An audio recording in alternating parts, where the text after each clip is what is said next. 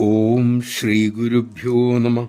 അമ്മ ദേവീഭാവം സ്വീകരിച്ച് മക്കളിൽ അനുഗ്രഹം ചൊരിയുന്ന ആ കാലം.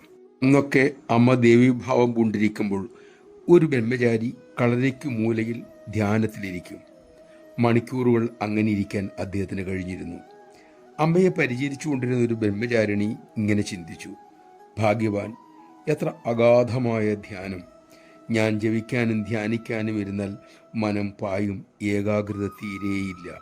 ഒരിക്കൽ അദ്ദേഹം അങ്ങനെ ധ്യാനത്തിൽ ഇരിക്കുന്ന സമയം ആ ബ്രഹ്മചാരി നോക്കുമ്പോൾ കാണുന്നത് തല പുറകോട്ട് തെല്ല് ചാഞ്ഞ് കണ്ണുകൾ അടഞ്ഞ് വാ അല്പം തുറന്നിരിക്കുന്ന ആ ബ്രഹ്മചാരിയാണ്.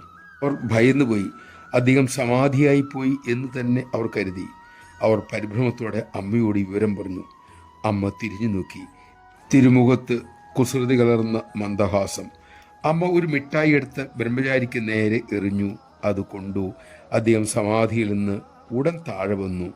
അപ്പോഴാണ് അത് ഉറക്കമാണെന്ന് നമ്മുടെ ബ്രഹ്മചാരിണിക്ക് മനസ്സിലായത്.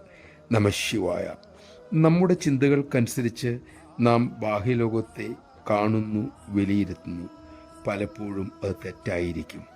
വിവേകശക്തി വളർത്തിയാലേ ശരിയായ നില മനസ്സിലാക്കാൻ, ലോകത്തെ മനസ്സിലാക്കാൻ ഒരുവന് സാധിക്കൂ. ഗുരുകൃപ കൊണ്ടേ ഒരുവനിൽ വിവേകം ഉണരൂ. സദ്ഗുരുകൃപയ്ക്കായി നമുക്ക് പ്രയത്നിക്കാൻ സാധിക്കട്ടെ. അമ്മ നമ്മെ അതിനായി അനുഗ്രഹിക്കട്ടെ.